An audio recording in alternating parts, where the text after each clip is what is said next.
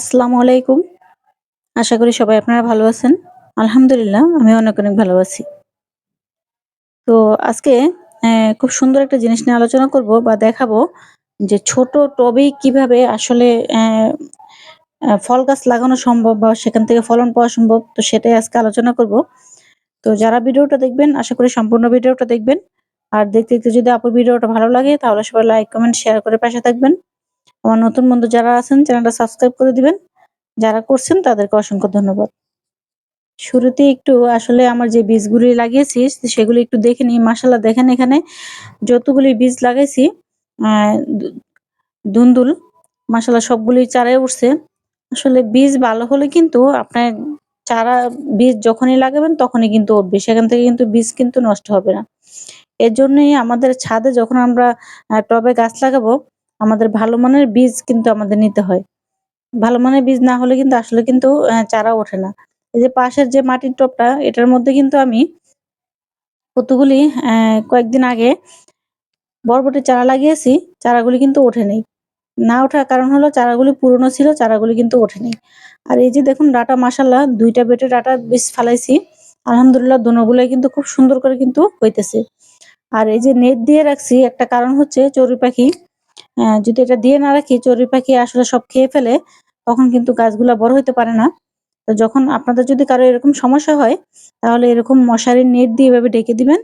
তাহলে দেখবেন খুব সুন্দর করে কিন্তু অ্যা গাছটাও একটু রৌদ্র কম পাবে চারা গাছগুলি। আর চড়ুই পাখিও কিন্তু তেমন একটা নষ্ট করবে না। তো চলুন কিছু বীজও আজকে একটু বপন করে নেই। তো কিছু করলা বীজ কয়েকদিন আগে বপন করছিলাম। তো সেখানে বীজগুলো নষ্ট হয়ে গেছে। তো আজকে আবার কয়েকটা বীজ লাগিয়ে দেব। তো দেখি আলহামদুলিল্লাহ এগুলি কি হয়।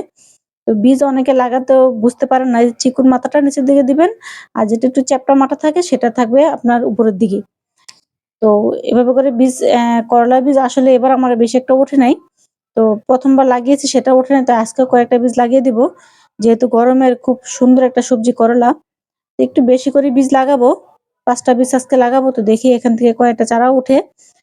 তো ভালো মানের বীজ আসলে যদি না থাকে তাহলে কিন্তু সমস্যা। আমি কিন্তু এটা খুব ভালো একটা বীজ আনছি ব্র্যাক নার্সারি থেকে। তো প্রায় আমার বীজটা প্যাকেটটা ৳১২০ নিছে। তো তারপরেও ১ম ৩ টা বীজ লাগাইছি, বীজগুলো ওঠে নাই। তো দেখা যাক এগুলো ওঠে কিনা। আসলে খুব ভালো মানের বীজ পাওয়াটা একটা খুব মুশকিলের ব্যাপার। তো যাই হোক যারা বীজ লাগাবেন তারা একটু ভালো মানের বীজ লাগাবেন। আর কয়েকটা কমেন্টস আমাকে করছেন আপুরা যে আমি কোথা থেকে বেগুনের চারা কিনছি। আসলে এটা আপনারা যদি আপনাদের কাছে যে বাজার থাকে সে বাজারেও যদি একটু খোঁজ করেন, অনেক সময় বেগুনের চারা পাওয়া যায় বা ভালো নার্সারি থাকলে নার্সারি থেকেও আনতে পারেন বা বীজ এনেও চারা করতে পারেন। আর একজন কমেন্টস করছেন যে আমি গাছে কি রাসায়নিক কোন জৈব কীটনাশক ব্যবহার করি। আসলে তো জৈব কীটনাশক অনেক কিছু দিয়ে বানানো যায়। তো সেটা তো নির্দিষ্ট কোনো কিছু না। নিম তেল দিয়েও আপনি দিতে পারেন। আপনার ঘরোয়া উপায়ে যদি দিতে চান তাহলে একটু অ্যাম আমাদের যে ঘরে হলুদ আছে, হলুদের গুঁড়া একটু আপনার কাপড় ধোয়া যে পাউডার আছে, পাউডার মিশিয়ে বা আমরা যে বাসন ফেলা ডিশওয়াশ সেটাও একটু মিশিয়ে, একটু সামান্য মরিচের গুঁড়া মিশিয়ে আপনারা যদি এটা যদি ১ ঘন্টা বা ২৪ ঘন্টা বা ১২ ঘন্টা রেখে দেন, তারপরে সেটা ছেঁকে আপনারা স্প্রে করে যদি সপ্তাহে ১ বার করেও গাছে দেন, আলহামদুলিল্লাহ দেখবেন খুব সুন্দর করে কিন্তু কাজ করবে। তো যাই হোক এই যে দেখুন যেটা নিয়ে আজকে ভিডিও তো সেটাই আজকে আপনাদের সাথে শেয়ার করি। দেখেন এই গাছটা কতটুকু একটা ৫ লিটার একটা তেলের বোতলের মধ্যে আলহামদুলিল্লাহ অলরেডি ২ টা পেয়ারা কিন্তু বড় হচ্ছে। একটু খেয়াল করলে দেখবেন উপরের দিকে কিন্তু আবার কিন্তু ফুল আসতেছে। তো তার আগে বলে নিই এটা অবশ্যই কলপের চারা। কলপের চারা হলেই কিন্তু এত ছোট গাছে ফল ধরানো সম্ভব। কলপের চারা না হলে কিন্তু এত ছোট গাছে ফল আসবে না। তো আপনারা একটু খেয়াল করলে দেখবেন প্রতিটা পাতার গোড়ায় যে এই ২ সাইডেও কিন্তু ফুল আসতেছে। আরো যদি খেয়াল করেন তো এই যে দেখেন এখানেও খেয়াল করলে দেখবেন এখানেও কিন্তু ২ সাইডে ফুল আসতেছে। তো এরকম গাছে ফুল আনানোর জন্য আসলে কিছু ট্রিক্স ব্যবহার করতে হয়। ছোট গাছেও কিভাবে সম্ভব কলপের চারার মধ্যে ফলন আনার। তো সেটাই আজকে আপনাদের সাথে শেয়ার করব। আর মাটি অল্প হলেও কিন্তু সেখানে কিন্তু ফলন কিন্তু আলহামদুলিল্লাহ খুব সুন্দর করে কিন্তু আসতেছে।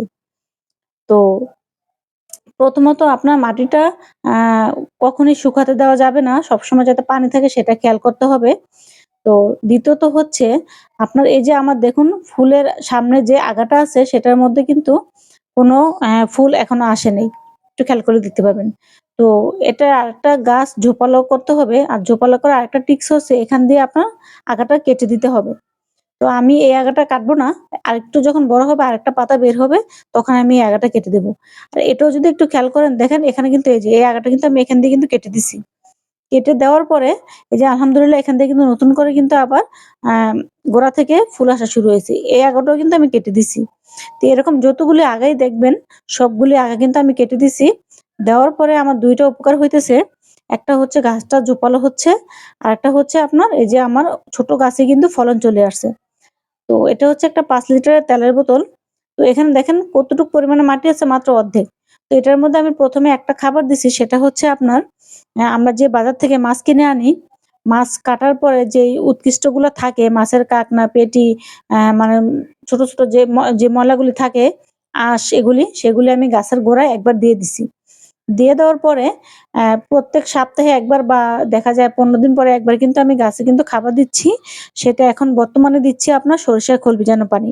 আর পটাশ জাতীয় খাবার। এই ২ টা জিনিস। আর রেগুলার আমি গাছে পানি দেই। কারণ পানি দেওয়ার যেহেতু মাটি কম আমার এখানে, রেগুলার পানি দিতে হবে। রেগুলার পানি না দিলে দেখা যায় মাটিটা শুকিয়ে যেই নতুন করে ফলগুলো আসা শুরু হচ্ছে বা ফলন আসা শুরু হচ্ছে সেটা কিন্তু ঝরে পড়ে যাবে। তো আজকেও আবার একটু মাটি আমি এখানে দিয়ে দিচ্ছি। সেটা হচ্ছে আপনার আমার অ্যা জৈবভাবে তৈরি করা। সেটার মধ্যে হচ্ছে চা পাতা আছে। চা পাতা দিয়ে মাটিটা রেডি করে রাখছিলাম। সেই মাটির মধ্যে কিন্তু আমি কিন্তু আরো কিছু মাটি এখানে দিয়ে দিলাম। তো যারা ভাবেন যে অনেক বেশি মাটি লাগে গাছ করতে বা গাছ করতে পারতেছেন না বা পারবেন কিনা, তারা চাইলে কিন্তু এভাবে করে কিন্তু আপনারা গাছ করতে পারেন। তো খেয়াল রাখবেন কলপের চারা যাতে হয় আর চারাটা যাতে ভালো মানের হয়। ভালো মানের চারা হলে আলহামদুলিল্লাহ দেখবেন খুব সুন্দর করে আপনারাও কিন্তু রেজাল্ট পাবেন।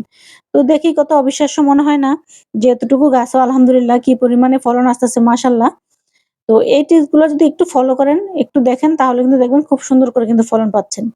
আর এটা হচ্ছে আমার আরেকটা চায়না পেয়ারা গাছ। এটা থেকেও তো কয়েকদিন আগে পেয়ারা হারভেস্ট করছি, আপনার সাথে শেয়ার করছি। তো এখানেও যে নতুন, নতুন শাখা-প্রশাখাগুলি দেখতেছেন, এটারও আমি সবগুলো আগা কিন্তু কেটে দিছি। এখন নতুন করে আবার সুন্দর আবার শাখা-প্রশাখা বের হবে। যেহেতু গাছটা আ কিছুদিন আমাকে ফলন দিছে, এখন একটু রেস্টে থাকবে। তো কিছুদিন পরে ইনশাআল্লাহ আশা করি এটার মধ্যেও পেয়ারা ফলন আসবে। আসলে ভালো জাতের সবজি যদি আপনি যদি লাগান তাহলে কিন্তু ফলনও আপনি কিন্তু ছোট থাকতেই কিন্তু খুব সুন্দর পাবেন। তো চলুন আজকে কিছু চারাও রোপণ করি। কিছু ঢেঁড়সের চারা আছে। তো চলুন চারা রোপণ করে তারপরে ফিরে আসি। কারণ এক হাতে যেহেতু ক্যামেরা ধরি, এক হাতে চারা রোপণ করা সম্ভব না। তো চারাটা রোপণ করে তারপরে আসি। তো দেখুন দেখতে থাকুন, পাশে থাকুন। তো এই যে চলে আসলাম চারা রোপণ করার পরে। এখানে যেহেতু আমি ২ টা আ করলা বীজ দিছি এটার মধ্যে, তো এখানে আমি ২ টা ঢেঁড়সের চারাও দিয়ে দিলাম। এর বেশি দিব না। কারণ গাছগুলা যদি বেঁচে থাকে অবশ্যই গাছগুলা বড় হবে। আর এই বেডে দিয়ে দিলাম ২ টা। যেহেতু বেডটা বড় আছে এখানে ২ টা দিয়ে দিলাম। আর এখানে একটা শসার চারা আছে। তো এখানে চাইলে আমি আরো একটা গাছও দিতে পারবো। যেহেতু আমার বেডটা মোটামুটি অনেকটাই বড়। কিছুদিন আগে বেডটা রেডি করছি। তো মাটি অল্প হোক, আপনার একটা আছে শিকড় প্রযুক্তি একটা কথা আছে, শিকড় প্রযুক্তি। মানে আপনার যদি মাটি যদি কমও থাকে আরেকটা জিনিস বলে নেই, এই যে পানিটা দেখতেছেন এটা হচ্ছে চাল দেওয়ার পানি আর ডাল দেওয়ার পানি। এটা কিন্তু আপনার চারা গাছের জন্য খুবই ভালো। শিকড় খুব দ্রুত বড় করে। আ আর যত শিকড় বড় হবে, গাছ কিন্তু দ্রুত বড় হবে। খাবার কিন্তু ততই গাছ নিতে পারবে। তো আপনারা আপনাদের যে চারা গাছগুলি আছে বা বড় গাছ আছে, চাল দেওয়ার, ডাল দেওয়ার পানিটা ফেলে না দিয়ে আপনারা কিন্তু এভাবে করে গাছের গোড়ায় কিন্তু অবশ্যই দিয়ে দিবেন। আর এই তো আমার নিয়মিত হারভেস্ট যেগুলা টমেটো যে কদিন আছে আপনাদের সাথে তো অবশ্যই শেয়ার করে যাব।